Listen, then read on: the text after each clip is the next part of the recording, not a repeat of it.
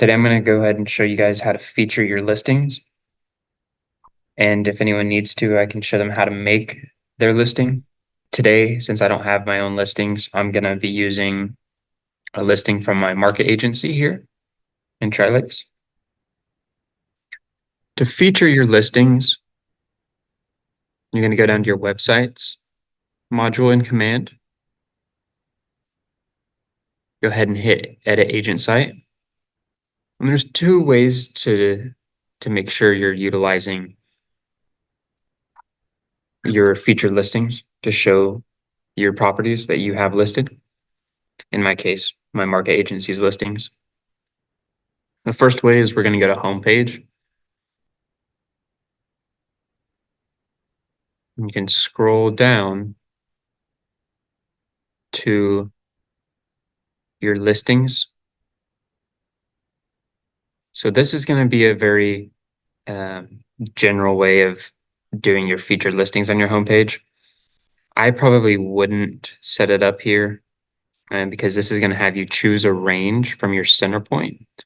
My center point right now is just a listing in our market agency here. So unfortunately, it's going to be a little limited if you do it this way, but I wanted to show you guys just in case you needed something quick and easy. So I've got my center point set here, and it's going to auto-populate listings in my market center within this radius that I set. I have mine set to 30 miles around 285 Mount Branson Drive. I want to, since I don't have any listings personally, I want to show a lot of my a lot of people who would be coming to my website listings that are our agents here in this market center. So I'm going to go pretty broad and do 30 miles. I've seen people go all the way up to 75 miles. Down here near the border of Arkansas and Missouri, that might get a little tricky if you're not licensed in both. So that's why I keep mine to 30 miles. The listing price, you can have that filtered to only show certain featured properties within that listing price. You can go ahead and set your lowest one to your highest one. And go ahead, if you make any changes this way, go ahead and hit publish first. So that's the first way of doing it. The second way is going to be the expert mode. We'll go up here to the top right and hit expert mode. This will bring you into the CRM dashboard where you can start building out your homepage and with a little bit more detail. So you'll go over here to page, homepage. These pages are the pages that have already been built for you by Keller Williams. And below down here, custom pages, this is all the pages that you've created yourself. We'll go back up here to the default pages made by Keller Williams for us. We'll go to homepage. And here we can customize that homepage in a little bit more detail, especially the featured properties or featured listings. If we go down here to the featured properties and hit that drop down, number 2, you'll see a couple options. We can display this on our homepage or we can hide it. Obviously, I want it to be displayed, so I'm going to leave it on display. The title here, this is what it's going to show up as. Featured properties is probably fine, so I'm going to leave it like that. The description, check out my featured properties. We can utilize marketing to change this and make it better. So honestly, if you wanted to, I would just go to ChatGPT or an AI software and just have it write you out something that would be marketable. So maybe something that it would spit out for you would be check out the best properties we have to offer here in the Ozarks. So I'll show you what that would look like.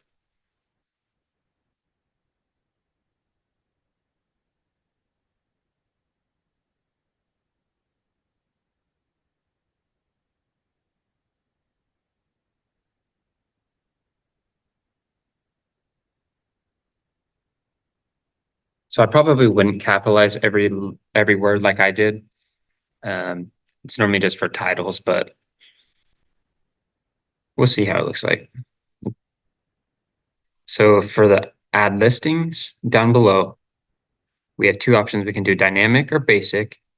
The basic one is what we did earlier, but we can go back to dynamic for a second and I'll show you what that looks like. So again, we have the location or our center point. We can set that to any listing that we have in our market center. This is a little toggle button that you can utilize, like I was saying earlier, if you don't have your license in Missouri and Arkansas, just Missouri.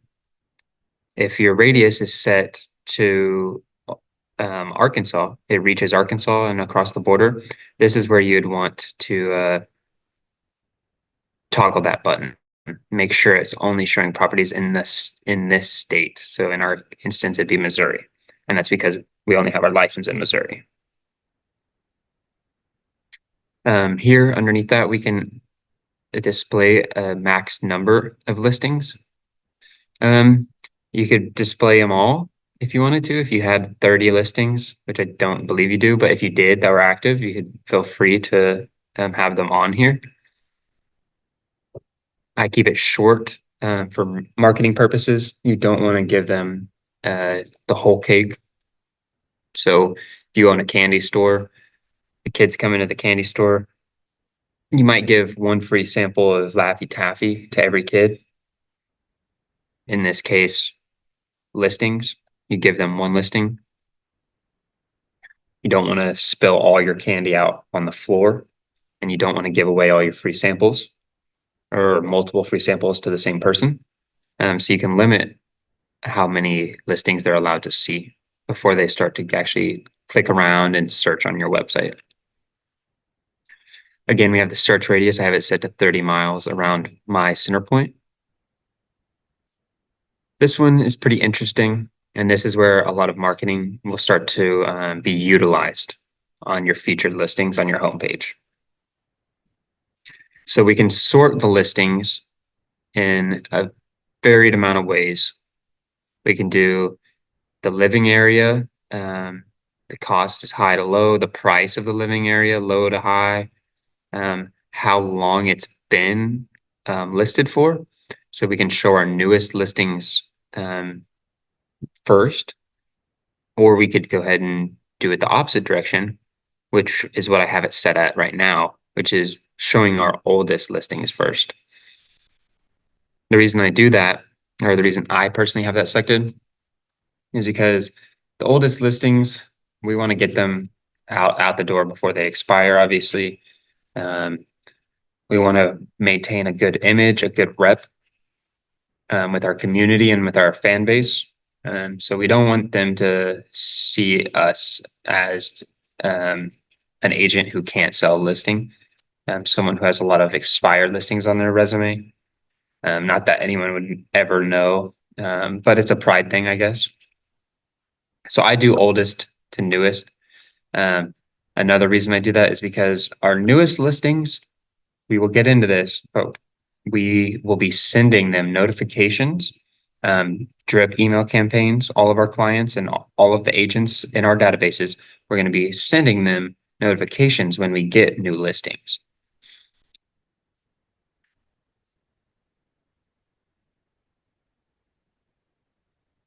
So a couple marketing tips off of what I just spoke about. There's two places that leads come from majority. There's obviously door knocking, email campaigns, in-person communication and connection building, at golf tournaments, out at a bar, you hand someone your business card. But at that point, I really wouldn't call them a lead. They're right at the beginning of your funnel, the purchasing funnel. They might have heard about you, but they're not really too interested. They're a prospect. So the two main places that leads are going to come from is going to be the internet or other agents. So The other agents, that one we're going to get into a little bit today. The internet's kind of self-explanatory. We have social media. Most people are going to your website and looking up your listings, finding things out about you on your social media, looking at your social posts, Googling locations through Zillow, rental.com. People are on the internet finding your listings and finding you. But other agents, so you not only want your clients that you are working with, worked for in the past. You don't want just those clients on a drip campaign. You also want agents. So that doesn't have to be agents just in your market center. That can be agents that you've worked with, referrals as a buyer seller agent. You want them to be on a drip campaign to receive new listings because maybe they haven't seen seen that property yet that you have listed. Maybe they have a buyer that's interested in a house just like that, like your listing, but they just haven't seen it. You know, they might have a preferred agent that they work with, that they've worked with in the past. And that's why we send our new listings to other agents. First, we want to do that so it gives them permission. Hey, feel free if you have a agent, or sorry, if you have a client that's in the market for a home in this price range. I just got this listed. Those agents that you have set up on a drip campaign or an email campaign, those agents you send emails to, they also have clients that are looking to buy or sell. In this case, to buy. So you're not only reaching out to other agents, but you're reaching out to those agents' clients and you're building your audience. So with that being said, reverse prospecting, that is another tool that you can utilize and leverage in marketing to help your listing sell. So I will get into that here in a little bit. I'm going to get back to what we were just working on with the homepage. So here we talked about oldest to newest. That's how I'm going to sort my listings by. It's going to show the oldest listings that we have to the newest ones last. Here underneath that, you have your pinned listings. Your pinned listings, if you are really wanting to get a certain property sold and you want that one to stand out more than the rest, and that's a tool that you could utilize to do that.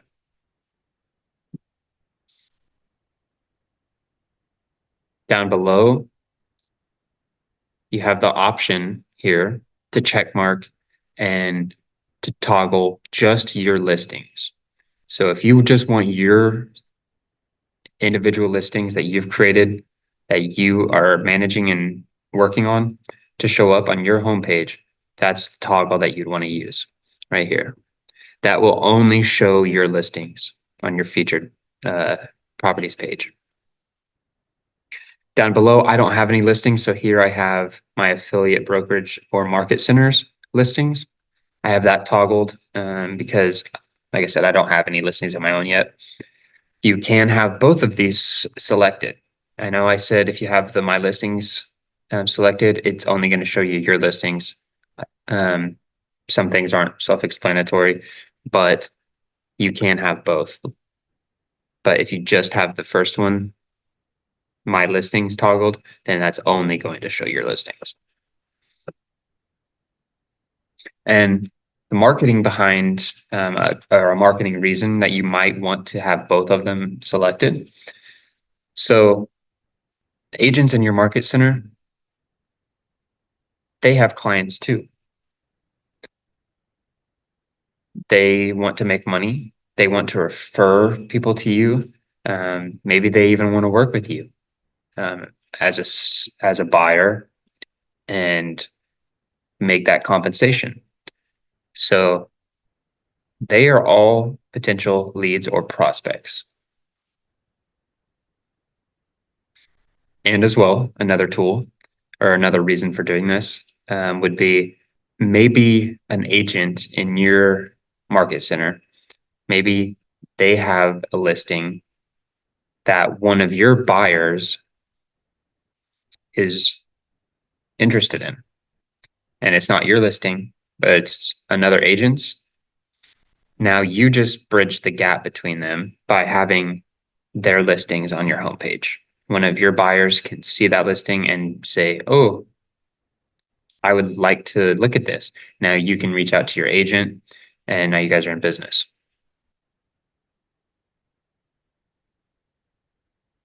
Down below that, it gets a little bit more interesting. We have our filter listings. So if we are wanting to target, right now it's September, and it's about to be October. So we're getting towards autumn and fall. People love the Ozarks in the fall because of all the Silver City festivals and the culture, the leaves changing. Um, so maybe for these upcoming months, we want to only have our featured listing show property with beautiful yards full of trees. Or we are going to filter out by area. We want them to be close to Silver City so they can have take part in the festivities, because that would be a big reason for someone to be moving right now. Someone could be attracted to all the culture at Silver City, and they might want to be close. So here, I'll start from the top. We can filter the listings by if they're for sale, if they've sold, if they're for rent, or if they're being rented. Clearly, in this case, we're going to be for sale. We don't really want to feature on our homepage a sold listing already. Our priorities are elsewhere, our current listings that need to sell. But that is a personal choice. I'm going to do sale. The listing status, active, pending, or coming soon. If you know you have a listing that you haven't put into MLS or isn't on the market, it's not going to show up in here anyway. So I really don't know why they have that as an option. So we're going to be working with active mostly. Property types, I work with a lot of farm animals. So I normally stick to lots and land just because I like to keep up with and to see the listings in my area that have to do with land. So I personally put this on my page just so I can go and look on occasion. You can do houses, you can do apartments, townhomes. See, so notice you can do more than one. So lots, land, houses, apartments, townhomes, condos, co-ops, manufactured, multifamily, and other. I am going to stick with lots and land. Bathrooms, these don't apply to lots and land, obviously, but here you could put how many bathrooms, how many bedrooms, and you have min, and max. That will help filter the results of the listing or of the properties that show up as featured listings based on your criteria you want to show. Here, if you have a certain listing that you specifically want to get rid of and get off the market, you can specifically filtered results to show that one more often. Or as well, you could have it in your pinned featured properties up at the top. Lot size, min and max, the price, min and max. And you can also add keywords. So if listings have certain keywords in it, like a pool, you just want to show it's the middle of summer or it's late spring and transitioning into summer. If you want your featured properties to be specifically properties with a pool. Here you could do keyword pool and then hit enter or the plus button, and it'll add that to the keywords. It will search through all the listings that have the word pool and try to populate that into your featured listings on your homepage. So that is how you get your featured listings on your website. Your website is going to generate a lot of traffic organically, we hope. We want to drive as much traffic to our homepage as possible. So our homepage is a great marketing tool once we get them there. So your demographic research is very important. The demographic research is going to help you understand how to market, how to select your target audience and understand them, so that way you can market to them in the best possible manner. So a little tip: in today's world, video is king. You've probably heard me say that before. So a simple way to look at your social media marketing: make a good video, target it properly through demographic research, and a call to action. So you want to understand who you are targeting demographically, and then you want to do what they do, what they like, and what they enjoy. Include it all over your video. You want the video to get their appeal and their attention, so that way when you give them the call to action, they are all in. A great example of this outside of real estate would be all those car giveaway ads that you see on YouTube, for example. They're always giving away a car and a stack of money. All you have to do is go to their website, buy a couple things. Every $5 spent is an entry into this car giveaway. So that's their whole video marketing strategy right there. Well, actually, I'm going to give you their marketing strategy, but that's what they do. They give you a video, they tell you how, what for, but they don't leave it like that. If that was all they had, you would have skipped in the first 5 seconds. You wouldn't have went to their website and listened to their call of action and went and actually spent your money for an entry into this contest if they just had how to do it and what you get.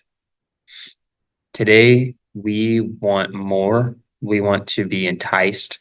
I guess you could even say some people are lazy, and we came to the video, or on YouTube, for example, we came to that video for a certain reason. We don't want to be distracted and get off of it and go to another whole loophole or rabbit hole. So you have to make your ad appeal. Your listing, it has to appeal to them. The video of your listing, the video walkthrough, whatever your piece of content is, it needs to appeal to them to gain their attraction. So that way they don't skip the video. So, for example, in that the car giveaway, they have done demographic research to realize how many people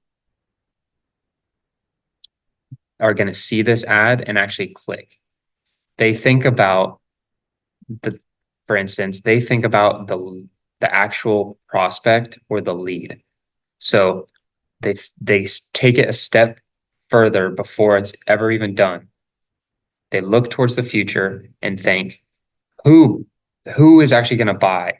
Who is actually going to click on this and listen to our call of action? And their call to action is to go buy some stuff to get entries to a car giveaway. So they say, who's going to buy that? Who's actually going to listen to that? It's going to be people who are interested in cars, for one. And it's going to be for instance, probably mostly male.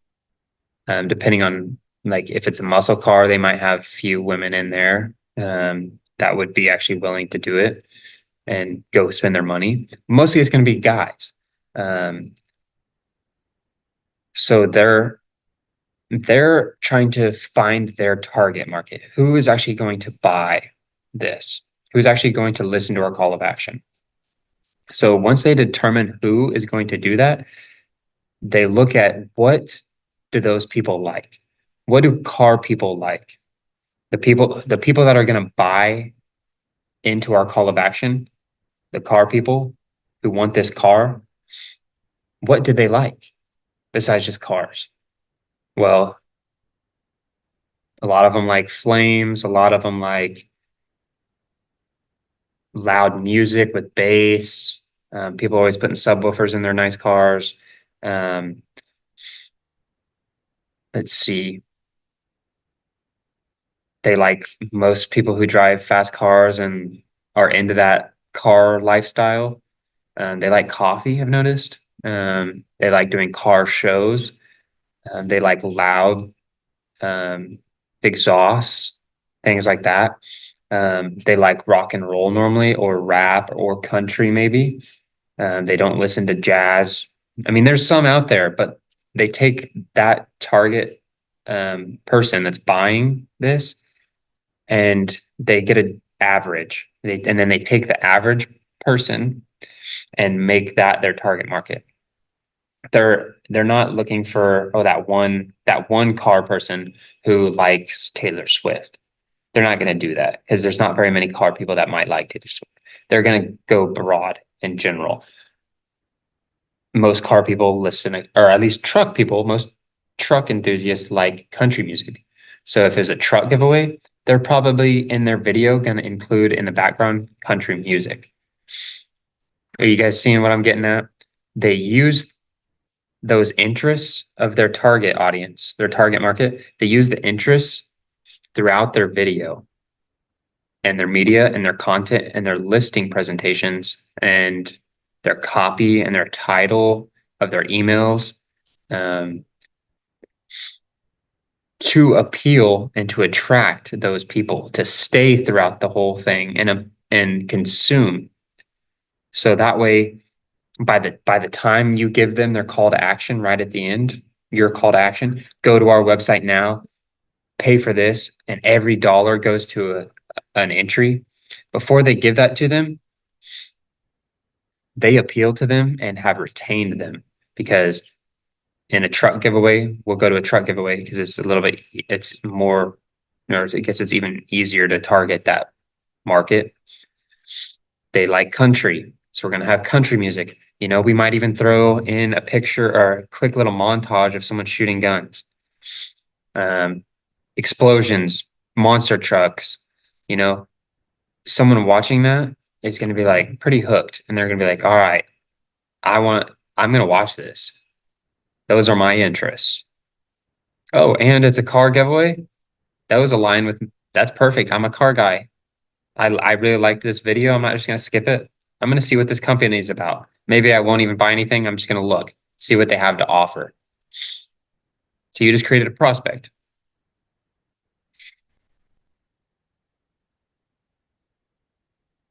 So a couple more marketing tips. This one's going to be social media oriented, specifically Facebook. On Facebook, you can join groups, not just regular groups, but buyers and sellers and trader groups in your area. It's for instance, I have a listing in Forsyth, Missouri. I'm going to join some groups around that area, buyers and sellers and trader groups. And I'm going to post my listing on there. I'm not going to post all my listings on there, but I am going to post the Forsyth listing. You can take it a step further and do demographic research and take what you learn from your demographics and join a group that has to do with their interests and put that listing out there, get it in front of them. So the only dangerous thing is a lot of groups they have you do a little questionnaire. Well, I guess not all of them, but 50% nowadays they have you do a little questionnaire and then you have to get approved and you might have to like accept some terms. Be like, we won't spam, we won't do this, we won't do this. Most of them, especially the large groups of 50,000 or more, actually even less, like if they have over 10,000 members in that group, they are not going to be moderating every single post. If you go to a large group like that, it's almost spam after spam after spam after spam after spam of somebody posting. Someone posted something, then another person posted something, and it's literally 10,000 people posting. So now you have 10,000 posts in a day if everyone posted that day. They're not going to keep track and they don't care. So if one of those posts happens to be your listing, and then you post it again the next day, they're normally not going to care and they're not going to kick you out. It does say not to be spammy though, but you didn't hear it from me. So sending agent notifications, we spoke about that earlier. So you can actually send notifications to agents about new listings. You can also send them notifications through Showtime or Showing Time and Broker Bay. Sometimes, if you are not using Command or not using any of these programs, you might be someone who's sending emails out to these agents. Every time you get a new listing, you go and copy and paste a list of agents and then send them a message.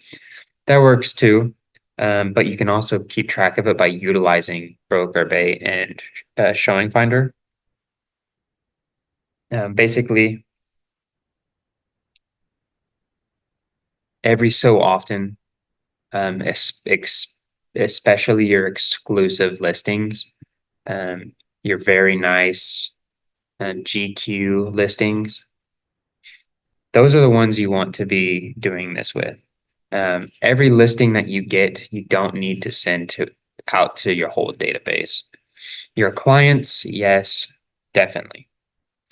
But to other agents, I would reserve your best listings to send out to these people. Um, again, reverse prospecting will help you in that in determining which listings need to go where. And we will get into that here in a little bit. Another tip is pricing. Believe it or not, the price of your listing is a marketing tool. So a lot of times we all like to look at beautiful homes. We don't like to know how much they're worth sometimes as well. Or I'll give you an example of that. If I'm scrolling through Facebook or if I'm just looking at your website with all your listings or your featured listings, if I see one and I'm like, wow, that's really pretty. How much is it? And I see the price and it's way too much, I'm not gonna click on the listing. I'm like, oh wow, that's priced way too high. Next. I won't even click on the listing. I don't want to know. I don't want to tease myself. I can't afford it. Some people are sociopaths and love doing that and teasing themselves with things they can't afford. I'm not gonna do that. Um, the the second part of that, the opposite side of that is, have you ever heard someone say there's gotta be a catch? That's too good to be too good to be true, and they don't even click on it because there's like, it must be a scam or something's probably wrong with that. I'm not gonna waste my time even going to look at it at the home. if it's priced too low, that can sometimes hurt you. Obviously, you'll you'll still have the people that jump at a good deal, but make sure your price reflects the listing. It needs to be priced right. Um, Also, pricing, another example of pricing being a marketing tool.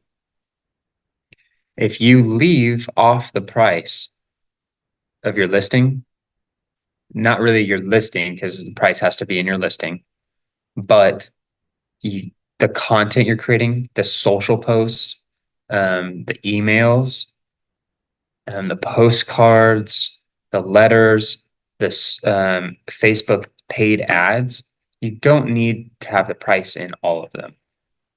Because sometimes, like I said earlier, the price can scare them away in two different ways. If it's too high, they're not going to click on it because they don't want to tease themselves or they just don't, they're not interested because the price is way outside their budget. Or two, on the other side, it's too low price. So they think it's too good to be true. There must be a catch. There must be a hole in the subfloor basement, no AC. That they just assume. People like to assume the worst sometimes. So going back to what I was speaking about. So sometimes leaving the price off can be beneficial. That especially on Facebook paid ads or any type of paid ad, because we want to gain leads from our paid ads. We're paying, so we want to gain leads. To do that, we need to gather their information and they need to contact us and send us their information so we can add it to our databases, or we need to capture it in some way from them clicking on an ad. So if they see a beautiful house, they click through the images. The next thing most people want to know is either how many beds, baths, or mostly the price. How much is it? So leaving the price off can actually help you be contacted in two ways. So they go to your website, or sorry, they see your Facebook ad, they see it's beautiful. The second question they have on their mind is how much is it? They can't find it anywhere. They don't see it on your ad. Now they're forced to click it. If they're really interested, they're going to click it. And now you've also weeded out some of the potential prospects that are just wasting your time, that don't really care.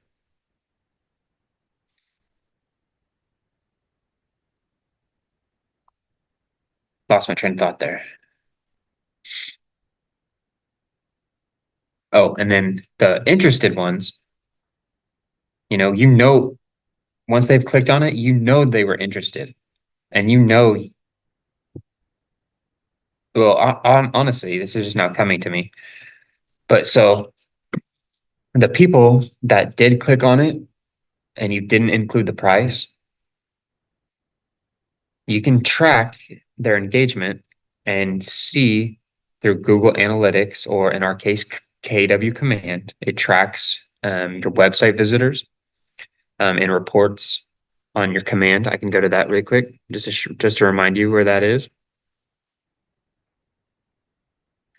So you'll go down or back to your command and go to reports, activity. Let's see.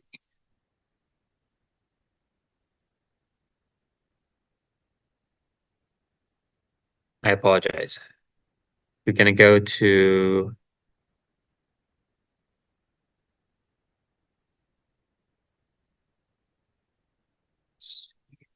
reports, database.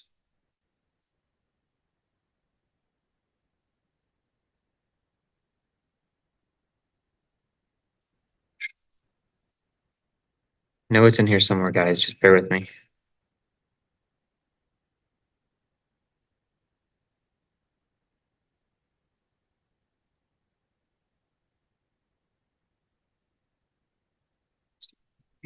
That would be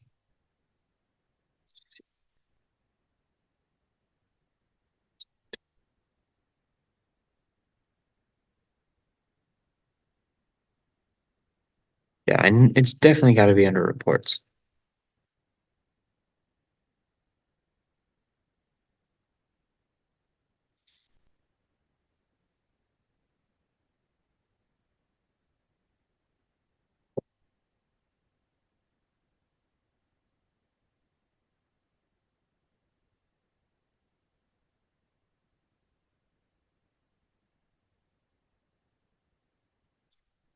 Okay, well, I misspoke when I said in command that they track um, where people are going on your website. So if you have Google Analytics,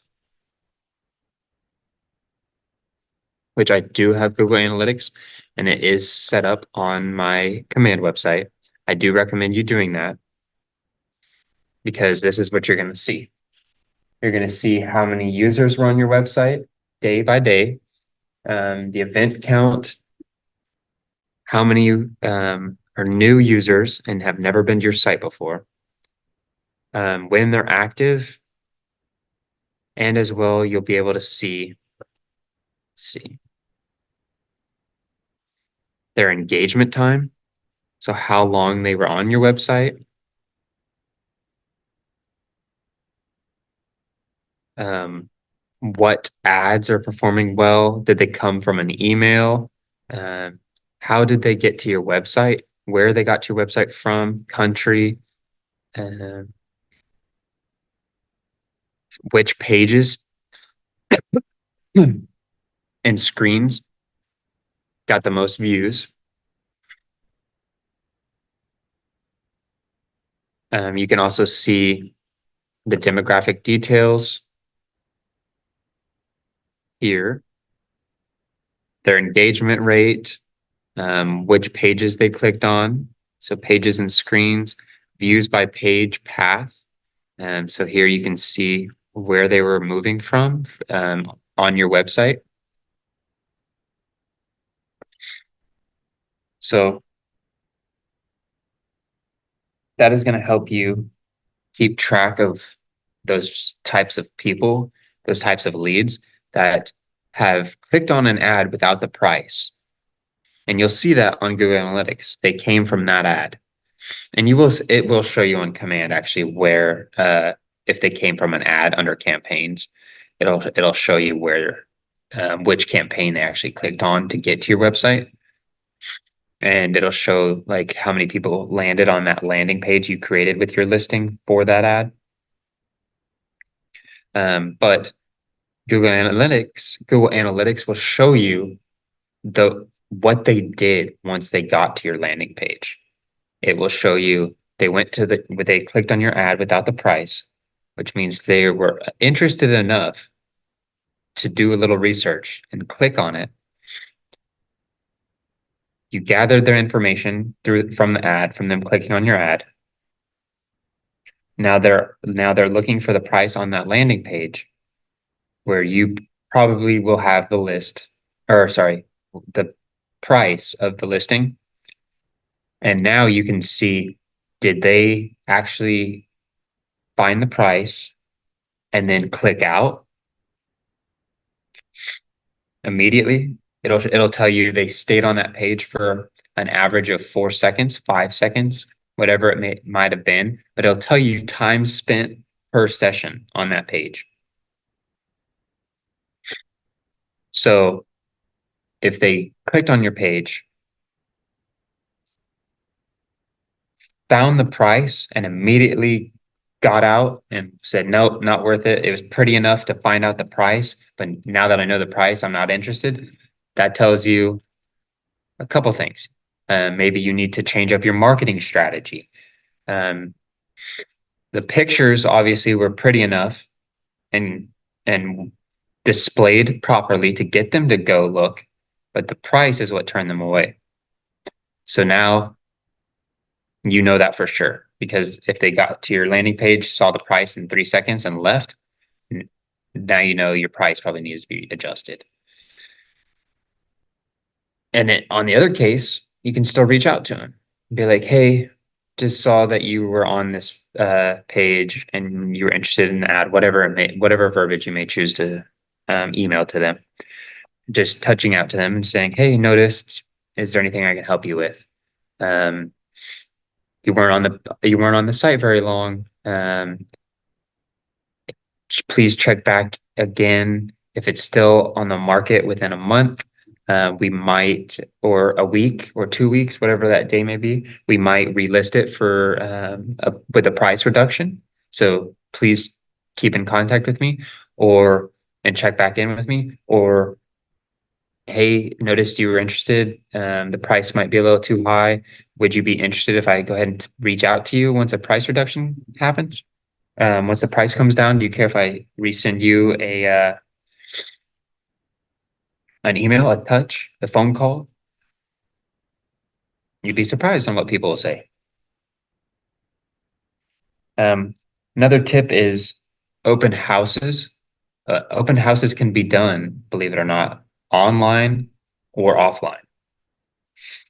So offline would be in person. I don't know how many of you watching this have held an in-person open house and no one's shown up. It happens. Online, you could do a virtual Zoom or a video walkthrough. You might not have anyone join you initially on that video, but the video is saved. Now you have a piece of content, a piece of media you can push over and over and over back out to your clients, to fellow agents. And that gets back into pushing your listings to other agents so that they can push it to their clients. So an online open house is actually very beneficial. Maybe they don't show up for the first live appearance that you did at the house. Maybe you do a live recording and a live virtual tour. No one showed up for it. You can repost that video a week from now. You can repost it on Facebook today. And YouTube, and you can make a quick little short video edit for YouTube, or make it even shorter for TikTok. Maybe you can turn it into a story on Instagram and post it and post it and post it and post it. In-person open house happens once. An online open house can happen as many times as you want to post it. Creating landing pages. Landing pages are, I want to say they're basically like your first impression. But honestly, it depends on where they come from. If they came from an ad, a paid ad, or an email, those are normally your first impressions. It's like pulling up to a house in a 1998 Pontiac. What are they? Grand Am. Really good cars, by the way. But they don't look the nicest, especially being that old. They've gone through some things, they've seen some things. Pulling up to a listing of yours that's $1.2 million lakeside or home front or waterfront property. Pulling up in one of those, and your potential buyer or seller maybe sees that. Talking about the example of the Grand Am, 1998, I think it said 19, yeah, somewhere around there. But if you pull up in a car that has 4 flat tires and a window covered up with a trash bag, your buyer or seller of that $1.2 million potential listing might not actually want to work with you anymore. That first impression that you make on them, if you compare it to if you pulled up in a Porsche, for example. I don't have a Porsche. If I could pull up in a Porsche, I would. But I think we all would. But that first impression makes a difference. And in some cases, depending on how they found your page or found your listing, your landing page is going to be a first impression that you make. Might be the second, might be the third, but it's still going to be something that they are going to take into consideration on if they want to work with you or not.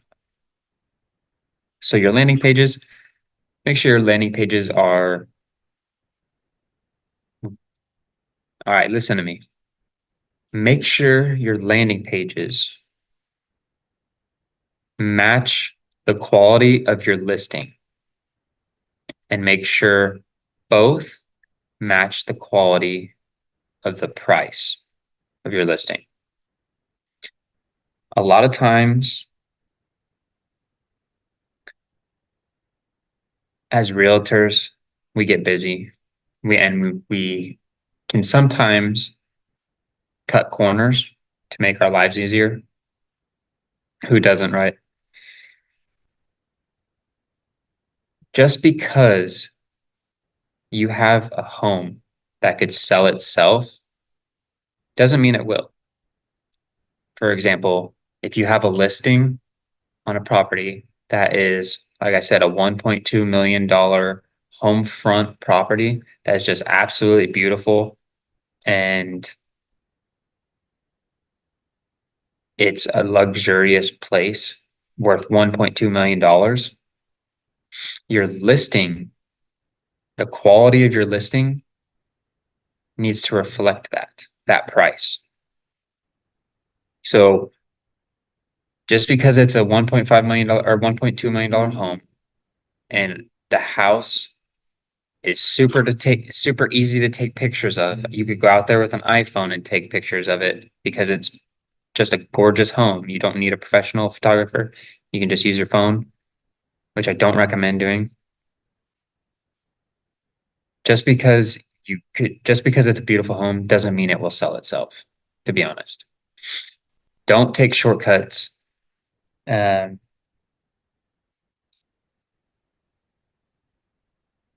and don't think it looks it looks so good by itself that it will sell itself. So basically, make sure the price is right. Make sure the listing itself, the the photos you take, the verbiage you use, make sure all of that reflects that price. If it's $1.2 million, people expect a standard. And they expect something out of a realtor who's going to sell them $1.2 million home or sell their $1.2 million home. You know, if I was working with a bunch of commercial properties and I was a realtor in New York, for example, I'm probably going to be wearing a suit and tie most of the time when I'm working with clients because clearly people in New York, not all of them, but most luxurious corporate commercial properties are ran by CEOs, businessmen. You're going to come in contact with these people. So just walking in with some shorts and some sandals and a flannel, that's a marketing tool. You know, they might not want to work with you. They might not want you to list their property, and they might not trust you to have any listings worth their time. So make sure your listing reflects the price as well. Make sure your landing page is up to par. A $1.2 million home with beautiful GQ listing cover photos, beautiful lighting. You hired a professional to take them. Then why would you skimp out on the design of your landing page that you're going to host that beautiful GQ property on? Everything from the landing page to the listing to the photos to the verbiage to the ad copy to the price should all reflect excellence. So, like I was saying, it just because it looks good doesn't mean it's going to sell itself. You need to make sure the price is right again, make sure the listing reflects the value of that price, and make it easy to show. So the actual property should reflect the price as well, correct? If I am coming to your open house for a listing and it's $1.2 million, I expect it to look like $1.2 million, and I expect the experience to be worth that $1.2 million. And by experience, I mean working with that agent. That agent that's hosting the open house should make me feel like spending $1.2 million. You are a marketing tool. So, yes, the house might be able to sell itself, but have your P's and Q's ready and all your I's dotted as fast as possible.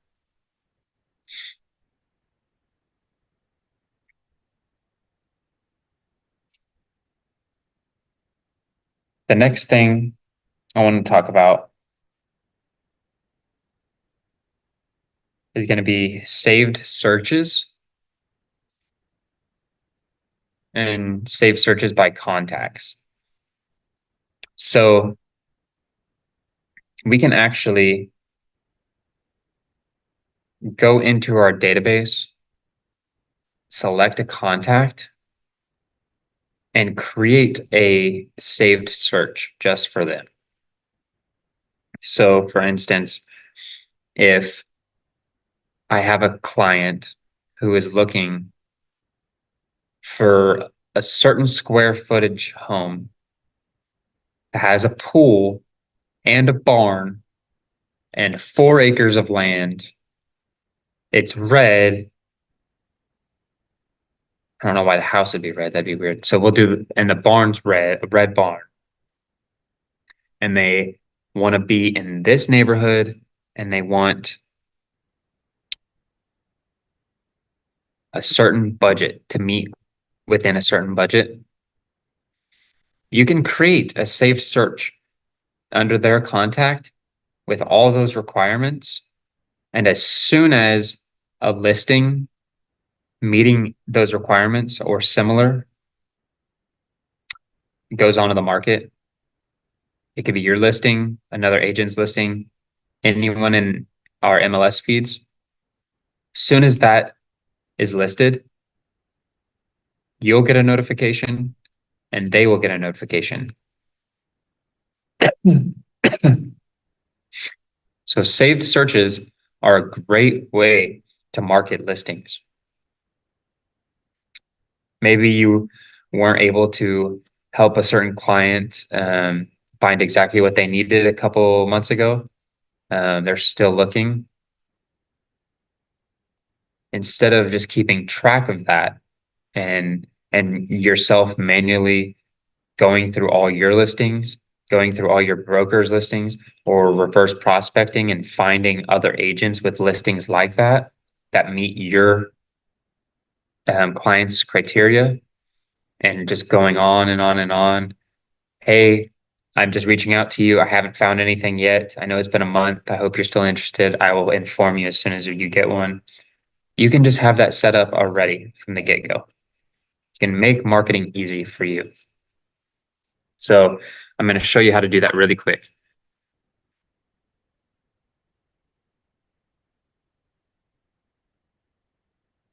You're going to be on command.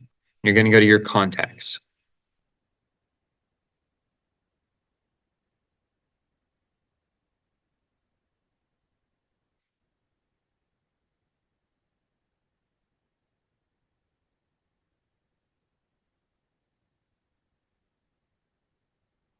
So you're going to click on their name. You don't have to have them selected like I did. You don't need this selected. Just need to go ahead and hit their name. Once you get their name pulled up, what we're going to go over to is the top right, where it says Save Searches. Here we can create a saved search. If they have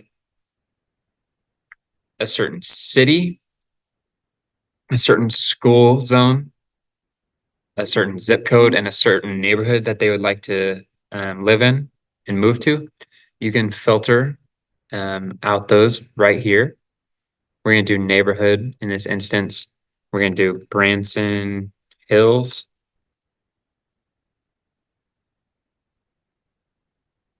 So that's the neighborhood, and you can do multiple as well. But let's say this is JR Bosheri. Let's say he wants specifically Branson Hills or um, let's see, or he wants to live in Stonebridge. Let's see if this pulls up.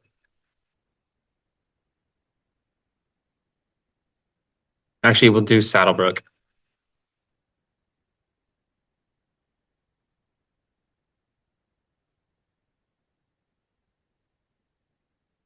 Maybe. Okay, we'll pretend this is Saddlebrook, all right? So now we've selected two neighborhoods. We can go up here and add a certain city. Let's do Branson. But let's say he is specifically wanting to move to Branson. Um, he's okay with a little outside Branson, maybe in Hollister.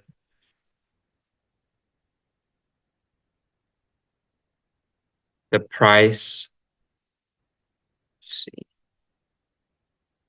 Why did that not save? It's pretty interesting. Weird. So I guess by city, you can only do one city. So we're gonna go ahead and do Branson Hills again, Kirbyville. Now we'll do Hollister. Let's see. I actually don't know any addresses down Hollister, so we're just gonna leave Branson Hills. Let's say he is committed to living down Branson Hills. Um, his price range 200,000 to 350,000. He wants a front porch and a garage with a garden for his wife. If he was married. I don't believe he is. So the property type, we can check mark multiple and unselect multiple. We can do new construction, short sale, foreclosures, apartments, multifamily, lots and land, townhouse, condos, houses. So he's specifically looking for a townhouse or an apartment.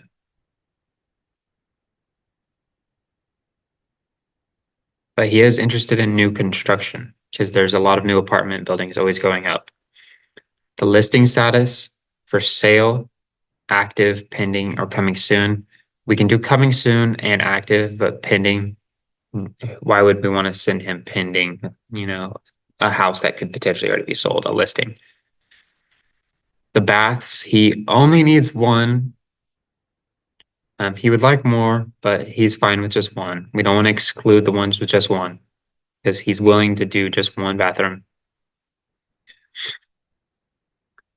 So make sure over here, the property type, it does like to stay open. Go ahead and untoggle that so you can see the rest. Beds, he just needs one bedroom, but he would like all of the amenities and everything to be up to date and standard. So he doesn't want to move into a building that's any older than 4 years. So we put 2020 and we'll make it current.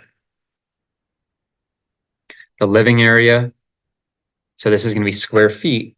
If they have a requirement on square feet, you can put it here or you can leave it blank. It has parking. We can select that there.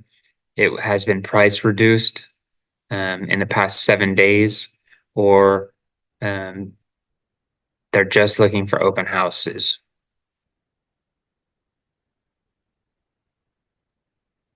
So we'll hit next, and then we'll go ahead and title this and make sure the email that we have is correct for them.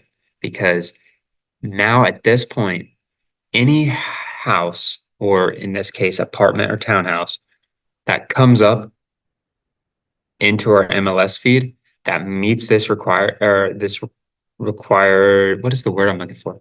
Criteria that meets his saved search criteria, it will notify him and he can message us if we haven't messaged him already to say, hey, I just saw that listing.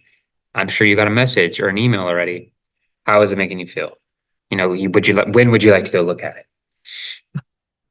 So these saved searches are another way to market your listings. And it's pretty nice because after you set it up once, you can always go back and change it if their criteria changes. Um, but it will save and it'll do all the work for you from there on out. So speaking of that, some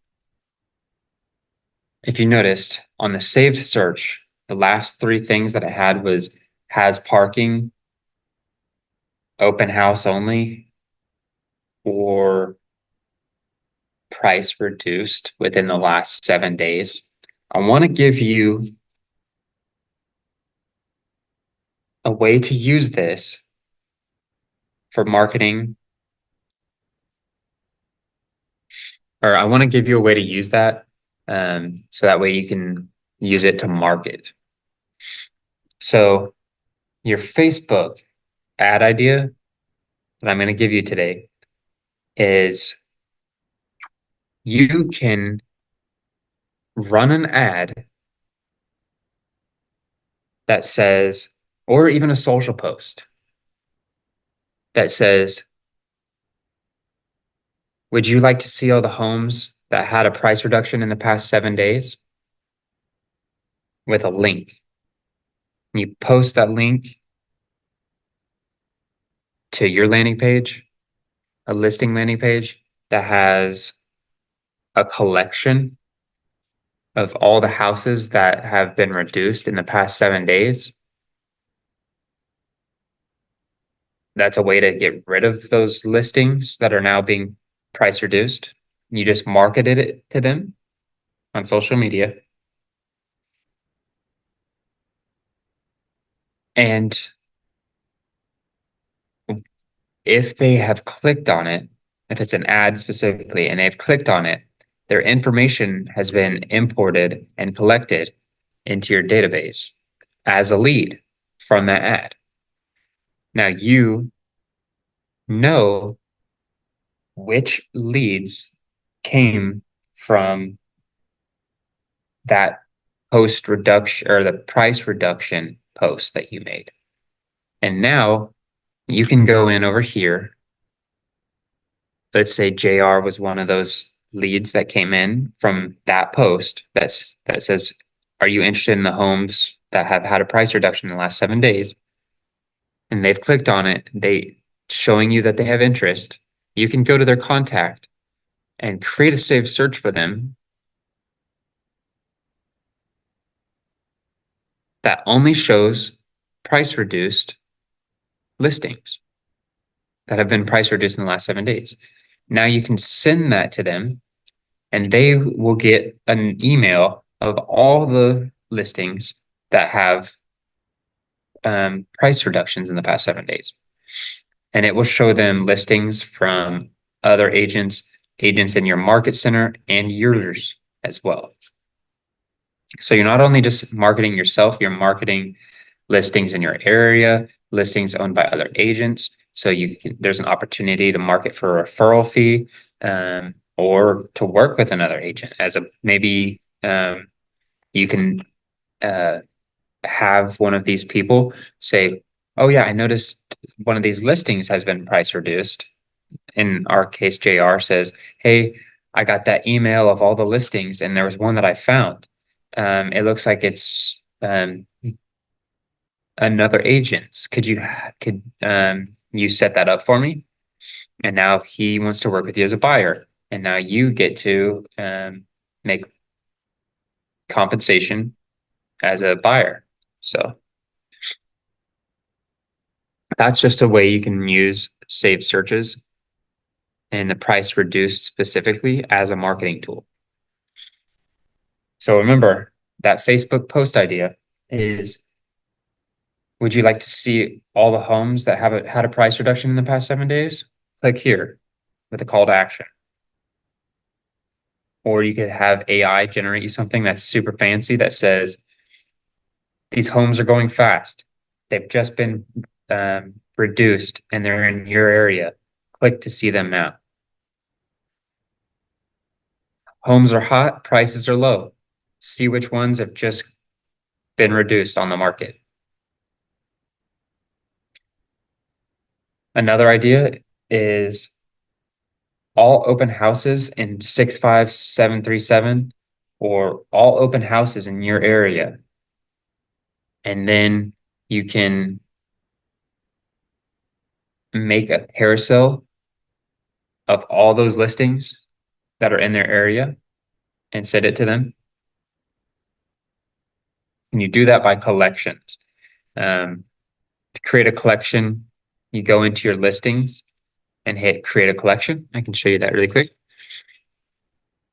I don't have any listings, unfortunately, right now, so I probably won't be able to do that.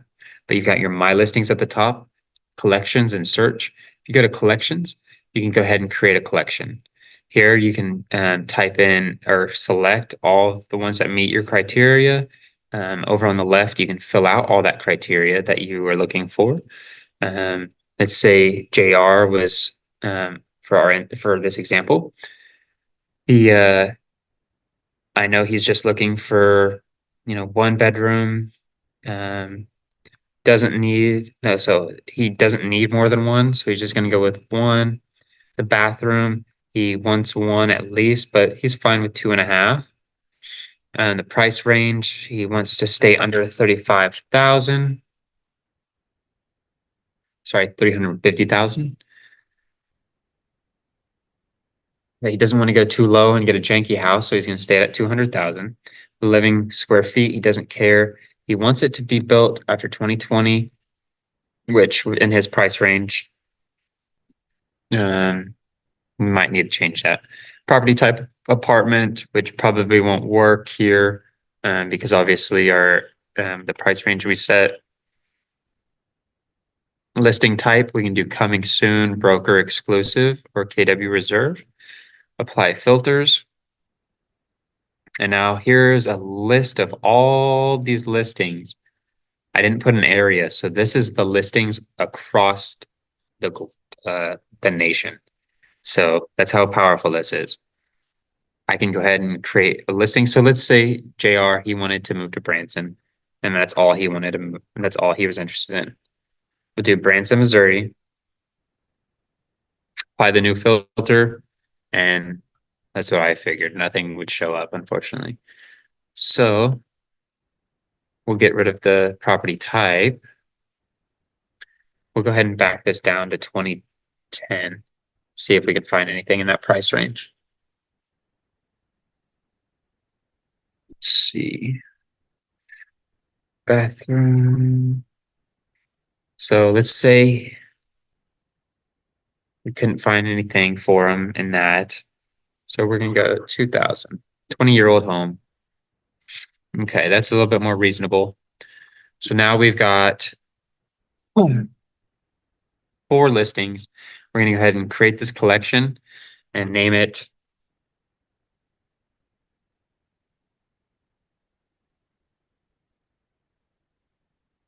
whatever we want, obviously. They will see the collection name. If you send the collection out to people, they will see the title. So that's what we're gonna do, 400K and under. So now that we have that collection, we can create a landing page all about these 4 listings. We can send these to our clients. For our example that we were talking about earlier, let's see, all the open houses in your area. So we can create a collection of all the open houses by city, by neighborhood, by zip code, and then we can send that to people.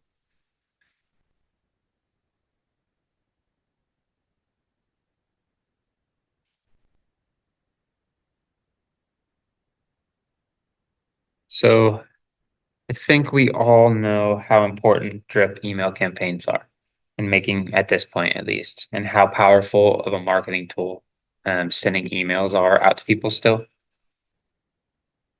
Making sure they get those notifications when a new listing goes up on the market, when a new listing hits their certain required criteria that they're looking for, how they'll get a notification, and how we want agents that we potentially will work with, how we want them to get our notifications of our new listings, or price reductions or our open houses. Let's see.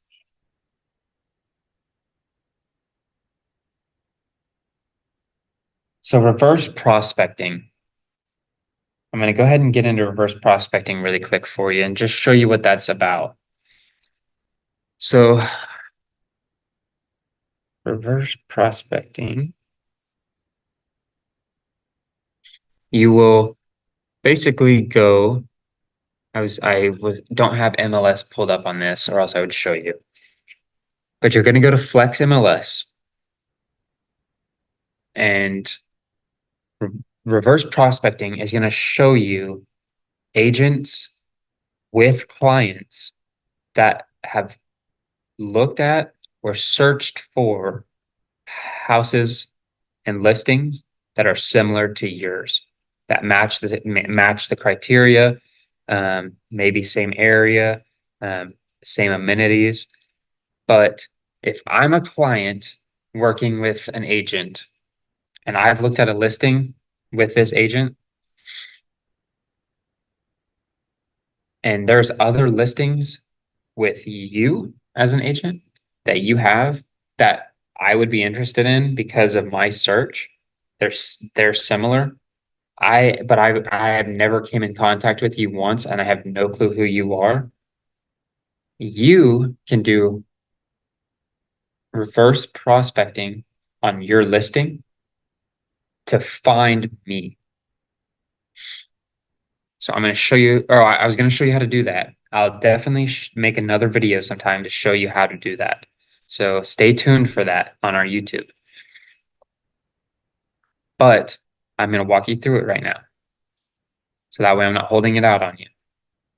It's a powerful, powerful marketing tool. So you go to your Flex MLS. In the top, let's see, if you're facing me, might be up here. In the top, there's going to be the menu.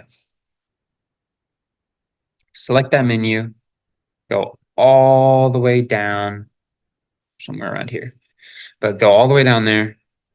And in the middle column, towards the bottom, you will see reverse prospecting. Go ahead and click that. It should bring up a list of listings. It's so weird to say, a list of listings. A feed, a listings feed. There we go. A listings feed. And you can search for your listing and select which listings that you want to do reverse prospecting on. You can do one at a time, or you can do a collection. You can do reverse prospecting on a collection of homes that are similar, that match the criteria you've set.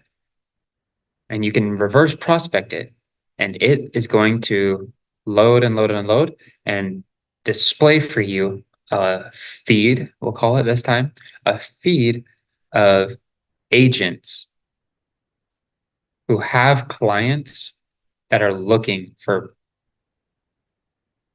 listings that match that listing that you have and match its criteria.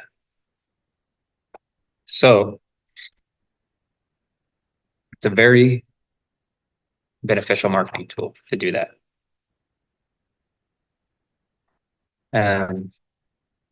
Stay tuned again, like I said, for that video of the of how to do actual reverse prospecting. Thank you, James. I appreciate you. Hope you're having a good day.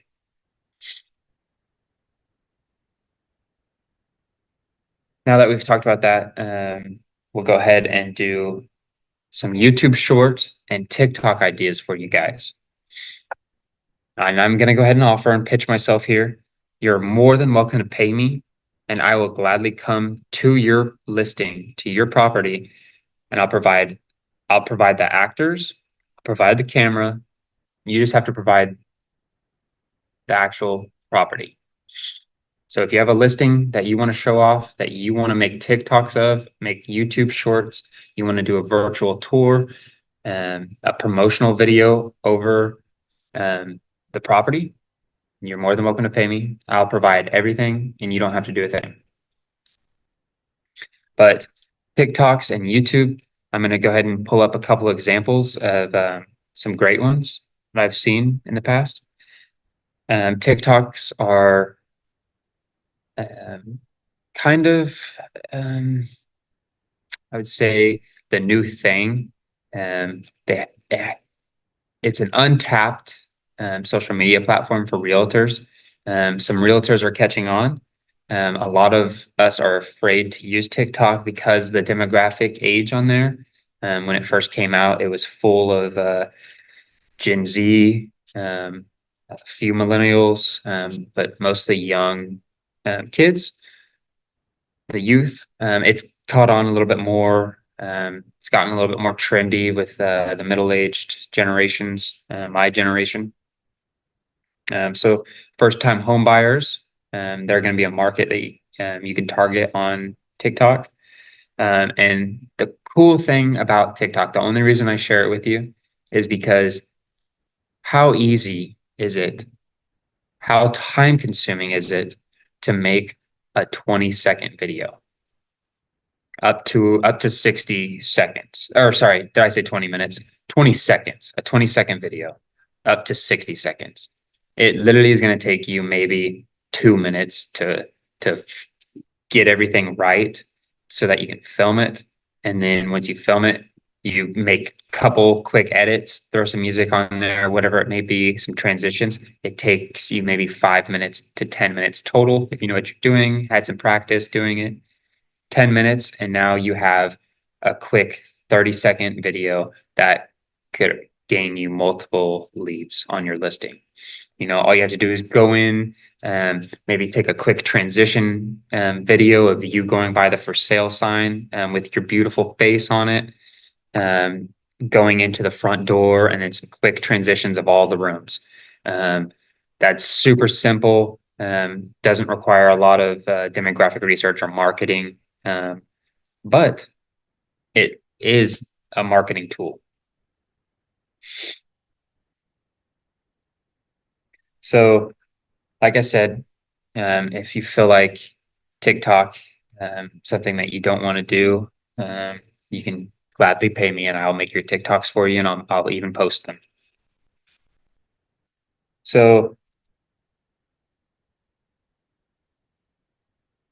SEO, standard engine optimization, is, let me check the chat here really quick.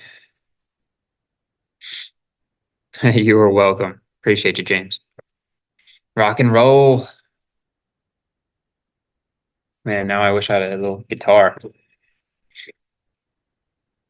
SEO, that might sound new to a lot of us. SEO is normally something that you pay a digital marketer or marketer to handle, but you do not. I'll go ahead and give you a little quick explanation of SEO. Standard or search engine optimization. SEO optimizes, there is the act of optimizing your website with keywords to show up higher on the search engine. Search engine, Google, Bing, Yahoo, anything with a search bar that's going to search the web for you, the internet. We want to show up on the highest page 1 preferably, and we want to show up at the top. To do that, Google scans your website a couple times a day, if I remember correctly, because it changes. It used to be once a day, but as more websites are popping up on the internet, they're needing to improve their algorithm all the time. But normally, your website and every other website on the internet is being scanned by Google, Yahoo, all these search engines to decide how useful you are and useful your asset, your web page is at providing information, knowledge, data, resources, or answers to someone's question. And how it determines if you are a good source or not is through your verbiage, the keywords that you use, the descriptions that you use. Um, Too long of a description could hurt you. Too short of a description or lack thereof can hurt you on the ranking of the Google results, for example. Um, there's all kinds of studies on how to properly utilize it, and that's why most people pay someone to do it for them because they don't want to research it. You know, we've already done a lot of schooling already, and we had to do our continuation of study. So, I mean, who wants to study more, right? But it's really not that hard. Um, if you guys are interested, I will gladly make a separate video over SEO on what that looks like. But in our general broad terms, it's basically making sure your verbiage is useful, clear, not too long, full of useful words that people search on Google or use on Google to search. So that way Google sees them on your website and and pull you and view you as an option to answer that question. So basically, just go through your website, make sure all of your keywords, your photo descriptions. So under your photos that you have on your website, they have codes written behind them. Um, so, you know, when you go to Google and you type in pictures of a cat and go to images, it it knows to pull images that you're looking for based on that code that's written behind that picture. Um, so you can control that code and you can control the keywords associated with that picture. Like if you had a picture of a lakefront home, make sure in the description, the SEO or the description, that it says lakefront property. You can even put the square footage, bed and bath if you wanted to, pricing even in the description. So that way, if someone was to type in on Google lakefront home, waterfront home, that image is going to be associated with that search and it's going to show up at the top. It's going to be viewed by that search engine, Google in this example, as an actual good resource that it can provide to you to meet what you searched for, to meet that criteria.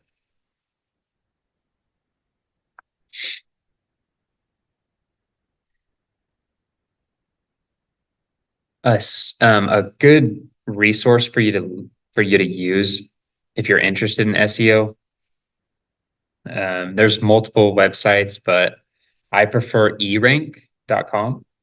eRank, you can actually search keywords and it will tell you um, how much traffic or how many times that word is searched on Google. So that way you know, okay, if I use this word, it gets searched a lot. And that if I use that in my description or in my website anywhere as a description for anything or in my verbiage, it increases the odds of me being shown for those words when someone types in on Google if they wanted to type in the word um, Keller Williams. You know, obviously on our website, we have Keller Williams all over our website. And so that helps associate our website when on the Google results page when someone types in Keller Williams. So you can do that with other words too. It will also give you a couple other ideas of words similar that you could use like that, that gain less traction or perform better and gain more traffic and traction. So kind of a good tool to utilize if you're interested in your SEO. Finally, I'm going to leave this with you today.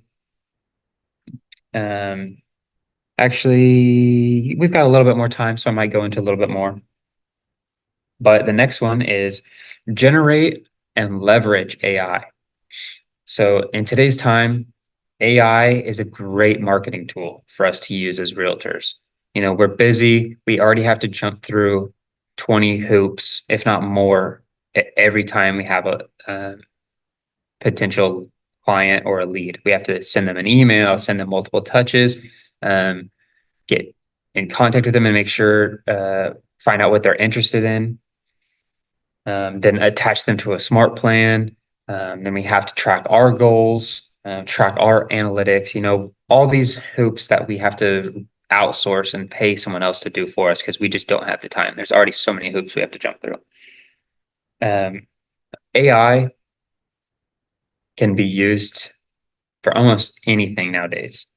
You can use it to write descriptions for properties.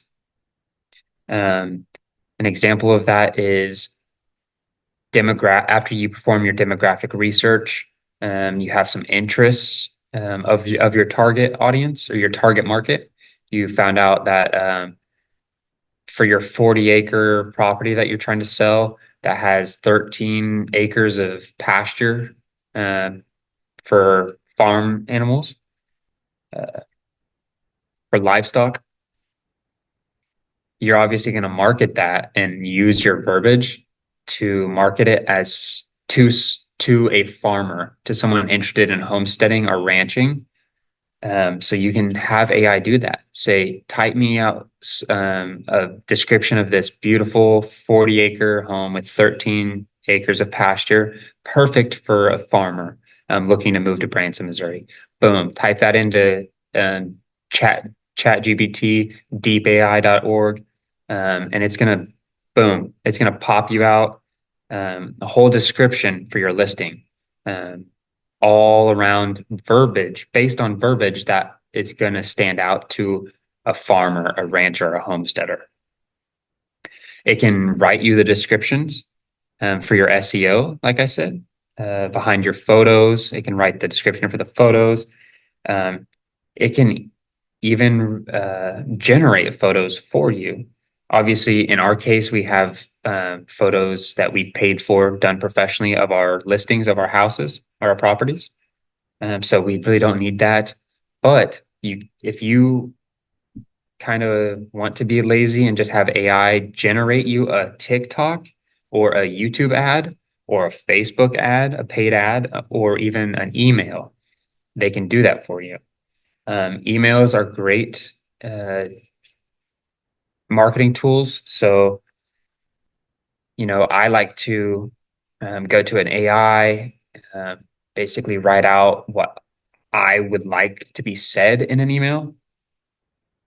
And then I have it, kind of rewrite this to be more clear and shorter, make it more artistic.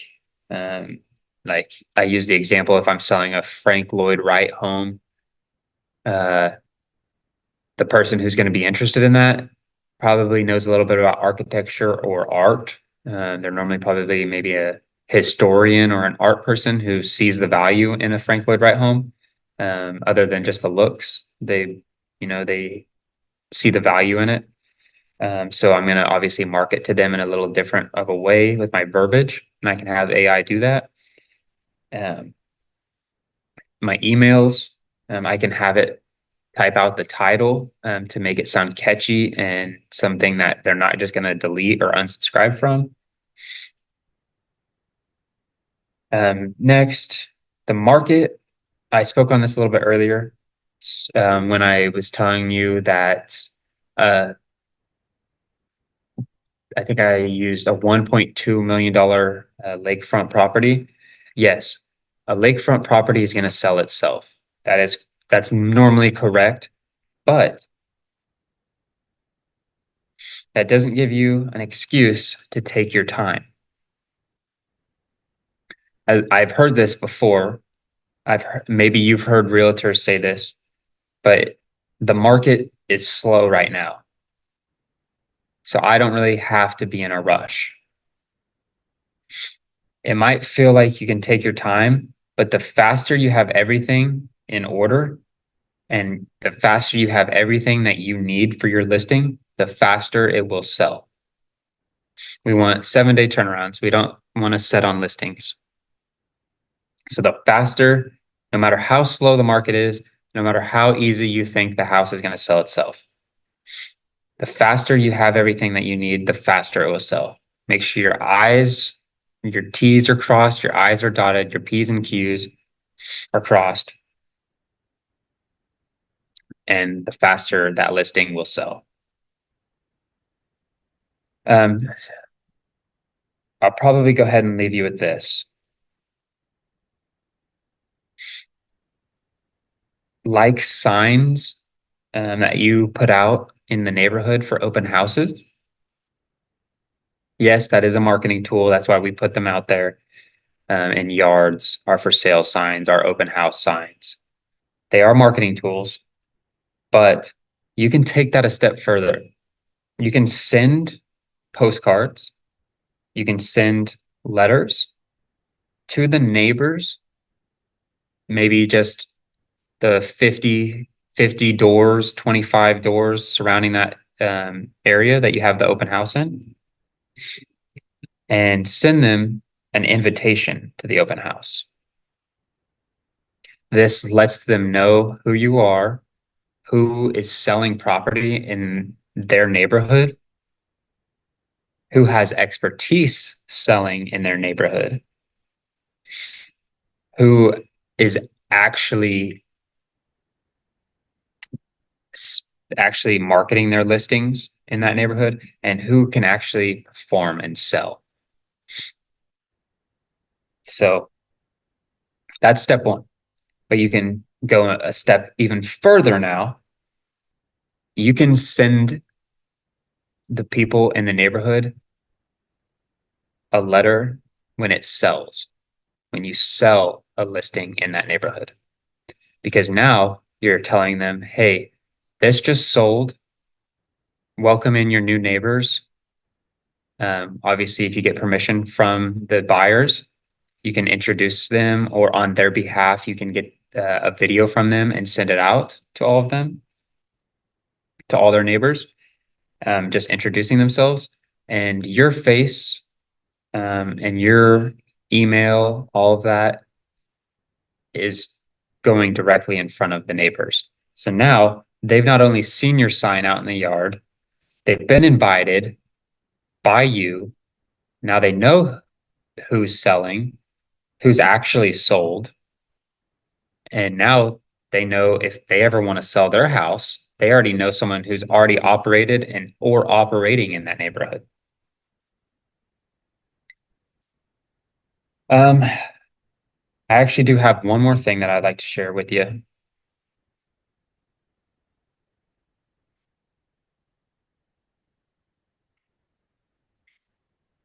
Awesome, James. I look forward to seeing you tomorrow. You have a good one.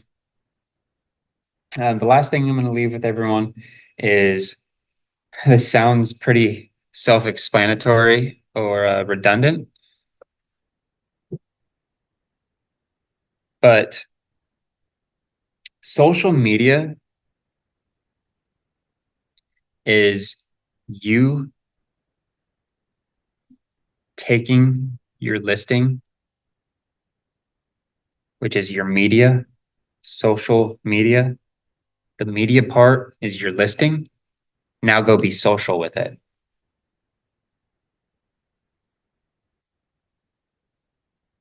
I appreciate you guys. If you have any more questions on how you can market your listings, let me know. That's just a broad list or feed of some things that you can do to market your listing. We didn't go into any of them too heavy. I'm sure I'll be making some more YouTube videos over each one independently. So if there's anything you guys want to see or want me to speak on or specifically go into to help you guys leverage your marketing, please let me know. There's paid ads, social posts, blogs, carousels, how to not clog your feed, how not to spam, um, how to actually utilize blog posts as a marketing tool, how to create a collection once a week of new listings so that way you can make a social post or blog post over them. I can even send you a couple names of some great YouTubers and great TikTokers who have made their platforms. Think of your social media accounts. This will be the last thing I leave with you. Think of your social media accounts as a platform or a stage. A stage where you show your clients what you can do and what they can be a part of, why they should work with you. Creating it like a stage. A lot of people who are consuming um, your your media and are partaking, I guess you could say, in your media that you're producing from your stage, they will eventually want to be on your stage. They want to be a part of what you're doing and your success, and they will want to be on your stage. So I'll leave that with you guys. Good luck marketing.